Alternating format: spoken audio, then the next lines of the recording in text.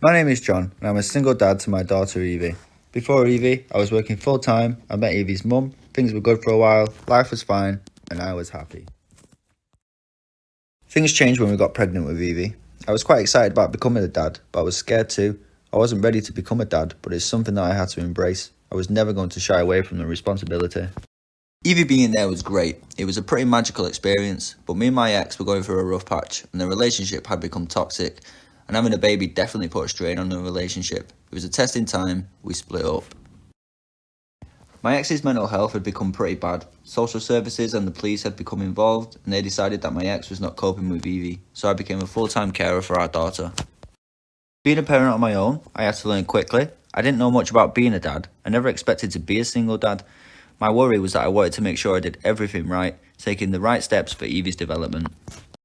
My social worker referred me to Home Start and the Dads Matters project. I wanted to take any help and guidance that was offered to me. What Dads Matters did was help me to understand my relationship with Evie and what I needed to do to be the best dad that I could be. Evie had become my new goal in life. I needed to make sure she was looked after no matter what. Nick from Dads Matters would guide me through each step, pointers, tips, useful information on how I could bond with my daughter. Simple things like bath times, understanding the way in which Evie's brain is going to develop. Nick would send me videos, the actual scientific things that happen inside a baby's head, that type of thing. Nick helped me sign up for a free online parenting course that was really helpful, useful guidance.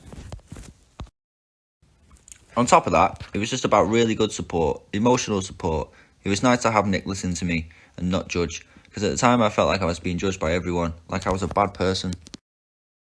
Nick being there meant I got to find things out about being a dad a lot quicker than if I'd have been trying to navigate it all myself. As a new dad, there is so much going on, so to have someone guiding you makes a real difference. It relieves some of the stresses and the pressures for you.